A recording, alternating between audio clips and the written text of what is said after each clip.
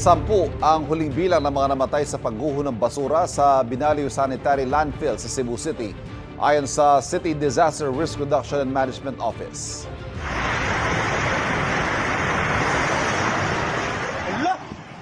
Kabilang sa mga nasawi si James Carl Andrino, ang supervisor ng pasilidad. Ayon sa kanyang ama, nakausapan niya si James ilang oras matapos ang pagguho at habang ipit siya sa bumagsak na beam. Pero lumipas daw ang 15 oras at hindi pa rin nakuha si James. Nasawi rin si Rowena Ranido, na kabilang sa HR personnel ng pasilidad. Patuloy na hinahanap ang kapatid ni Rowena na si Lloyd Ople, na tauhan din ng pasilidad. Nagpaabot ng pakikiramay ang DNR Central Visayas sa mga apektado ng pagguho. Iniimbisigahan din daw nila ang insidente para matukoy ang sanhi ng pagguho at kung sino ang dapat managot.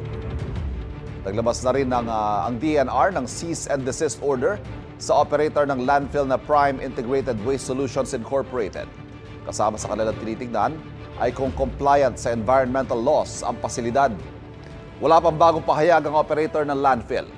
Sa naunang pahayag, sinabi nilang nakikipag-ugnayan sila sa LGU para tulungan ang mga apektado ng pagguho. Sinuspindi na rin nila ang kanilang operasyon. Prioridad daw nila ang kaligtasan ng kanilang mga tauhan. 26 na tauhan pa ng landfill ang pinaghahanap.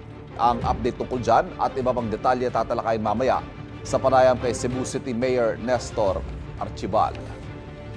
Kapuso, huwag magpapahuli sa latest news and updates. Mag-iuna ka sa balita at mag-subscribe sa YouTube channel ng GMA Integrated News.